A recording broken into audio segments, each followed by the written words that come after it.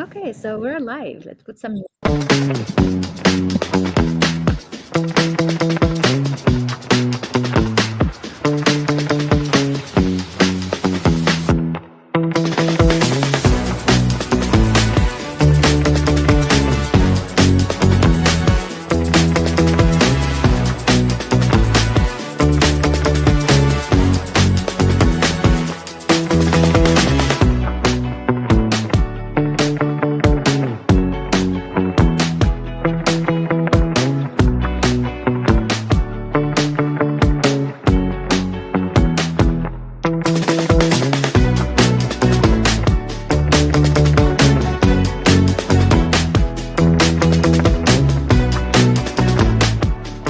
Okay, welcome everyone to a new episode of our leadership series. I am so honored today to be joined by Bodil Valero. She's the president of the G100, and you're connecting with me from COP30 in Brazil. Yes, I am. And that's why it's maybe very noisy and so on. It was very difficult to find space where it's not too much noise. But I'm Yes. so happy you get to share with us some of the vibes from the COP. And so it's really an honor to have you join us today. Thank you. So can you tell us how is it happening? Were you part of the opening? Did you join it? I was not in the opening ceremony. I was in the registration queue. Okay, it It was takes a a long very long time. registration. It takes a long time. Mm. I just heard Uh-huh. something about it, but I didn't follow it. No, But I couldn't. but I love it because this is why I want you to take us back to your journey. You are specialist of sustainability. You are the founder of the Green Party in the 90s. Can you tell us what brought you to be so in touch with the green and everything sustainable? I think I was born green, really. I've always been, yeah. I was born many years ago already. Uh-huh. And the Green Party didn't exist in my country. Mhm. Yeah. And so I didn't go to vote. Yeah? Mm. When the Green Party was created, that was 44 years ago. Mm. Then I started to vote. And then I also entered. And I've been working with the Greens ever since. So I started voting because I didn't want to engage really in politics. I never saw myself as a politician. Mm. I wanted to do theater, music, and other things like that. Mhm. But then suddenly, while I had already been elected for the municipal assembly, I felt I need to know more. I need to get into this and understand better. So I studied law, Mhm. and then I started to work with the European Greens in the European Parliament. Uh-huh. And I continued. I've been working with the Greens ever since. I was elected first time to the municipal assembly in 1994. And then my journey has been from the municipal assembly to the regional, to the national parliament, to the European Parliament. And now I'm the spokesperson for the global Greens. And that is the coordination of the Green parties in the world. But Wow. my journey just started as an activist, as an environmentalist by heart, Uh-huh. and I just had to do that. I love that. I love it. And so it's just such a natural mission for you from the beginning. It's like, and I can feel it. And that's what I love. And I was excited about our conversation. It's like a lot of people go and study environment, go and study sustainability. You didn't have to do that because that's who you are. Yes. No, I didn't have to, and but then also started to work with the countries with the Greens in other parts of the countries, and I do really understand that I'm a very privileged person. I was born in Sweden. It's a country where nature and environment is very high on the agenda. Has always been, Mhm. and then I see how it is in other countries with our my friends in Ghana, or my friends in Brazil, or my friends in other countries, and Mhm. I see that what for me was so natural and so easy Mhm. for them has been so hard and so difficult. Mhm. And you know that the environmentalists, they are one of the main targets. There's so many environmentalists assassinated every year. we are really one of the main targets I had no in idea. many parts of the world because we defend nature, we defend nature against extractive industries many times, Yes. and so on. So we are not very loved by Welcome some sometime. Mm. welcomes, so to say. Because you speak the truth. Yes, exactly. Mm. And now when I'm here I was in the assembly of the Green parties in Sao Paulo a couple of days ago, Mm. and when my party was started in Sweden Uh-huh. 44 years ago, Uh-huh. we were already talking about climate change. Yes, us People too. they were laughing at us, and I told them this story, no, Mm. because we have still people laughing at us. We Yeah. have some people denying climate change is a reality, Mm. but we can't deny it any longer. We have to face the fact that if we don't do anything, Yes. human life on this earth will not be possible in the future. Wow. So Wow. we have to do it, and we have to do it now. And that's why I'm here in the COP, because I want to see where are we. I've been in several COPs before, Yes. and some of them with very much enthusiasm, and we will do it, we will fix it. Yeah. And then we have gone down, Mm. and there has not been so much interest from many parts. Mm-hmm. And now I went to a seminar yesterday with one of the main scientists. They are working on the planetary boundaries and on climate change since many, many years. And he said that for the first time, science is part of the negotiations. Mm. So I really hope that now with COP30, we will reach that point where everybody really understands. It's serious, it's now, we have to do it. Yes. And I that's why agree. I'm here. And for the Greens, that is what and not only that, because it's not only about the mitigation, No. it's Yes. and adaptation, it's about money. It's about Big investing. cost. It's about It's a having lot of the money. funds. We need to have the funding to do Uh-huh. it.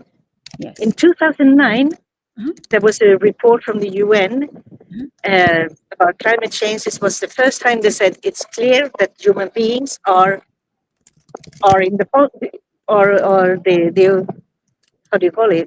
Are originating this or making this climate change. And it was clear I'm that making human it up. beings were It's like it's not real. Yeah. It's uh, like they are creating this climate change issue. Yeah. that we are the big both the victims but also the perpetrators in some way, human Oh. beings. Mm. And they also put a figure on what it would cost. Mm. And the countries they were not prepared to pay that cost. Yeah. And, but then we had excuse me. Then we had there was a call coming in. Mhm. Then we had the financial crisis, and it cost Yes. much more. Then Mm. there were no problems. We could put all that money in. If we had done in 2009 what the UN asked us to do, we wouldn't have been in the situation we are in Where today. we are today. Yes. Yes. Yeah. And Sorry for the noise. okay, so there a lot of money there was set up and calculated to be able to launch projects for mitigation and adaptation in COP in the different COP. I attended several ones in the Yeah. beginning, 16, and the ones that are beginning. So is it the same? Is the envelope getting bigger? Are people asking for more? Or is it that the projects are not being implemented fully and completely? I think that it's a bit this both, because we are in a worse situation, so it's needed more money, but Hmm. also that the money that was promised hasn't been paid out, Hmm. and that is the Yes. biggest problem, I think. Yeah. And Yeah. and also that many countries before they didn't really take it seriously. Mm. I in 2010, I think it was, I was in India and I was speaking to the ministers. We had it was a group of Swedish parliamentarians going to India and meeting with the parliamentarians in India. They just said no, no, no, no. We cannot do anything of this because we have so much poverty. We have to combat They have poverty other first. priorities. They have Yeah, other priorities. Yeah. other priorities, and I can understand that. Yes, of But course. we try to tell them we are already in the same boat. And we have, I do agree totally that those who the perpetrators, the rich countries, we have to pay our debts Yeah. to the poorer countries. For me, that's obvious that it has to be like that. But of course, many of the my countries, the rich countries, they don't want to do it, or they Mm. want to that someone else will pay the bill, Yeah. Yes, and that's the that is thing. the problem. Yeah. Yeah, And Swedish has been really a pioneer in this climate change. I remember I was doing my PhD in the 90s with Peter Rogers, was a water specialist. And we were coming to go to the Water Week organized in Stockholm with the yeah. seaweed. And so a lot of things were being done back in the 90s. And today you see it all over the world that it is a priority. Um, Water management, environmentally, the impact and all of that. Yeah. Yes, and much of it is really because the Green Party entered into parliament, Yeah, that's what and I wanted to say. yeah, Yes. and Yes. the Social Democrats, they were governing, but they Mm. couldn't govern without our help. So we were allowed to do the budget together with them, Okay. So you made and sure then that money was going to the environmentally yes, sensitive area. exactly. And our idea it was always that what is good for environment should be cheap. Mm. What's bad for environment should be expensive. Mm. So we managed to make a shift from the fossil fuels for heating. You know, we can be 40 degrees below zero in my Mhm. country. Yes. So we need to heat our houses, and much of it was done by petrol Okay. or electricity, but very much was petrol in that time. Hmm. And then what we did was to raise the price of the petrol Hmm. and give subventions to biofuels, for Mm. instance. Mm. And people, they were very angry because the prices were raised, and everything was the fault of the Greens and blah blah blah blah. But then we had a petrol crisis, Mhm. and everybody was very very happy that they had already made the shift from petrol to biofuels and to electricity or clean energies. Mhm. And that's the way we have been working all the time to make that shift. But to Mm. start with, the Swedes are also interested in the environment. We are people, we love nature, we are very much out in the nature. And when Mm. we saw that the nature was damaged, and that was back in the 70s, because we Mhm. had some kind of acid rains Mm. coming and killing the forest. Mhm. So there is where the change started, really. So it started already before the Greens were a Okay. party. Yeah? Okay. So we can also thank the Swedish people. They love nature, they love environment, and they want to live in nature. It's an Yes. important part of our lives. Mm. So that's also the why we are before many others. That's incredible. So, can you tell us a bit more about your career as being a parliamentary in Sweden, then in European Union? How is it to be a woman in those space? Tell us. Yeah, in the What is Green it? Party, it's not difficult because we have very many women, and we even Okay. when we do our lists, Mm. we have this quota system that it has to be one man, one woman, or Yeah. one woman, one man. Eh? Mhm. And in my constituency, for instance, when we make our list, we are always 4 or 5 women in the top, so we Mhm. have to put up the men. Eh? So they Okay. also come into the list because we do believe in parity and equality, Yes. and we should be in equality with men and working together. Hmm. So what is difficult when you are in politics is if you choose a male-dominated area. Yes. And I did. I went into when I came into the parliament. When I was in the local and regional assembly, I worked very much on environment. I'm an environmentalist lawyer and migration Yes. lawyer. Uh-huh. Yeah. So I was working with the environment, migration, and things like that. And then in the parliament, I came into foreign affairs and Okay. migration. Okay. And foreign affairs is a very male-dominated area normally. And so when I was representing my country out in the world, Uh-huh. we came a lot of Swedish women in foreign affairs, Yeah. but we met a lot of men. Eh? Men. Yes. And Uh-huh. it's like they don't listen to you Really? because you are a woman. And then You feel that. you have to really tell them where where you are and what's your position, and you have to in some way be you have always be more knowledgeable Hmm. than a man, Hmm. because otherwise they don't listen to you. When I came into the European Parliament and I became the spokesperson for the Green parties about security and defense. Hmm. And that was really a challenge because they were very, very nice to me and, open the doors and things like that. But I don't need them to open the doors. I need them to listen. Yes. And Hmm. that is really, woke up 5 o'clock in the mornings to read everything I had to read that day Hmm. before I went to the meetings, Hmm. to be more knowledgeable, to really be able to contradict when they were not on the same page as I, so to say. Yes. Hmm. And then they You understood that I understand. knew what I were talking about.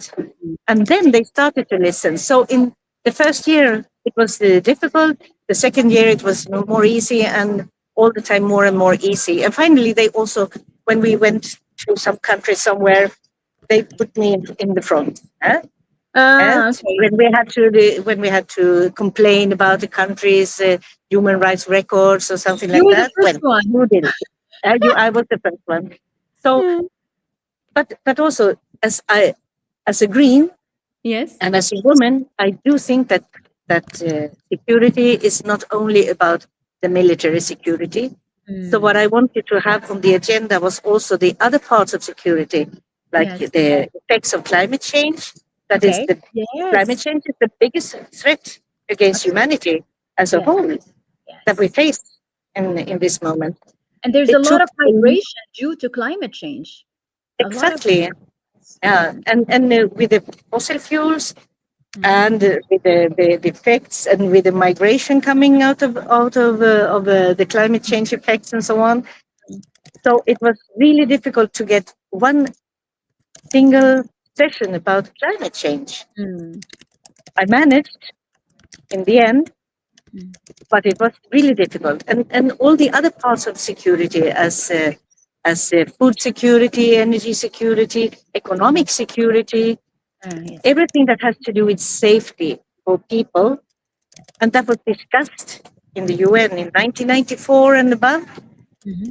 But now everything is about military again, and with the NATO and with money, and Hmm. it goes totally contrary to everything that I believe in when it comes to security. Really, But you can always bring back your voice as yes, something that is softer. That yeah, is, yeah. and And that this is is what I try to also do I love in the work you do and how you carry yourself. and what I do in my our wing, the security and defense wing in G100, Uh-huh. is human security. So the country chairs that I've chosen, Mm, they are all in different areas. Of course, there are several of them are come from military or they come from a guerrilla movements, mm, but very many are on solar power, on food security, on women's security, the violence against women, for instance. And mm. so we do have people in an education. That is one Education, of important course. part. Health. One Mm. of my groups in Mexico, they work on mental health Okay. and safety around that. So Mm. we do gather all the parts because I would like the world to come back to the Yes. situation where we were in more or less peace, Mm. and Mm. when we had the possibility to talk about all these other security threats. Mm. And because Yes. there are so many, and for most people, those are much more important than Yes. being a part of a security and defense organization like NATO Organization. or something like that. Because the impact could actually come maybe longer time, but you can see it lasting. It's something that you almost align everyone with your vision. And is that more because you're a woman? Is it because our feminine energetics and way of being that we like to do things with peace? I think that we are more peaceful, really we Yes, are. And I yes, think that we are doing things in another way. yes. My way of working is to try to find alliances with others. Exactly. Yes. And then I mostly go to the women. If I want an alliance, in my hometown, for instance, we stopped an incinerator, Uh-huh. garbage incinerator, because it's not good for us, Mm, because we didn't need it. mm, And there are other garbage incinerators not far away. So mhm. the little we need to incinerate in the end to make electricity Yes. could go to the other one. They wanted Mm, to do one because it was business. eh? yes. Mm, And so what did I do? I was the leader of my party in my municipality, and we wanted to stop this. I went to the other parties, and I mm, know they had also dissidents inside their parties. I went to mm, the women and some good men in those parties and formed an alliance with them so we mm, could vote this down. And mm. now we have one of the best recycling systems in the country. Wow. So Wow. when I come to my home city, I was 16 years or something like that in the municipal assembly, and four of them I was the main councillor. Mm, When I come back and I can see a lot of things, I see that oh, the hockey arena was not built here in the middle of the center. It was built together with all the other the mm, sports event arenas in somewhere else. uh-huh. I can see where I was one of the persons who really could make a difference. Could Uh-huh. make a difference. Yes. Yeah. So I love that. it's really not, it's easier to see it when you come to you on the local level. And I Yes. always tell everybody, everybody should be sometime in their life in politics. Mm. And the most important part is on the local level because there is Yes, where you because can that you see the see. result of what you do. Yes. Yeah. And then when you talk at the highest level on decision making and policy making, you know what you talk about.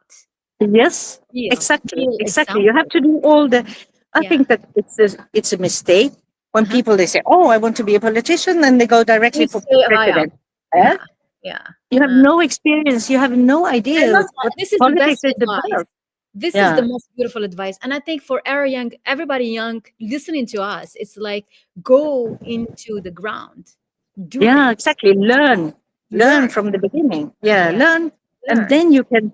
And that's why, if it wasn't for that, I now done all of these stages possible Yeah, in Sweden. it's You quite have local impressive. level. Like, Yeah, yeah, and you've done it all. That's why I'm like, I am always in awe when I listen to you because I can talk to you about anything. It goes to the Mm, little small project and then it goes to the policy making at the yeah. European Parliament and the COP right now Yeah, in yeah, Brazil. and I think that the important thing is not that I am seen. Eh? Uh-huh. It's not about me. This is about us. It's about all. Eh? So Mhm. when I work for all. I don't work for me. I don't Mhm. care about that. That is not the important thing. I want to save this planet. Love it. Eh? Yeah.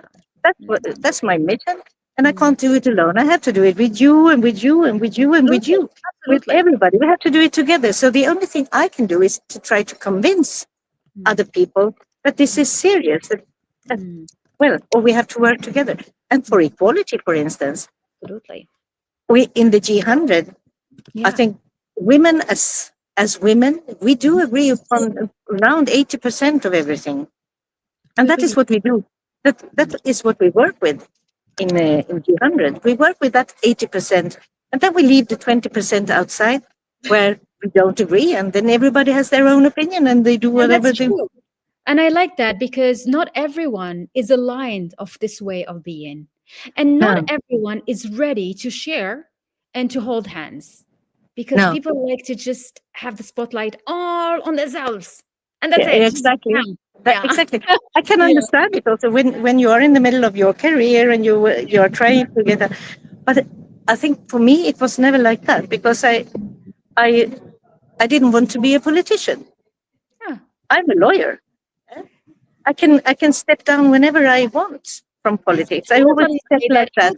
I thought you And really then, wanted that from no, you. no, I was I've been driven by others to be where I am in some Exactly. way. And because, and I always said to all my, I do meet a lot of the young greens and so on. I always tell them that politics is not, it's not an office, Mm. or it's not a job.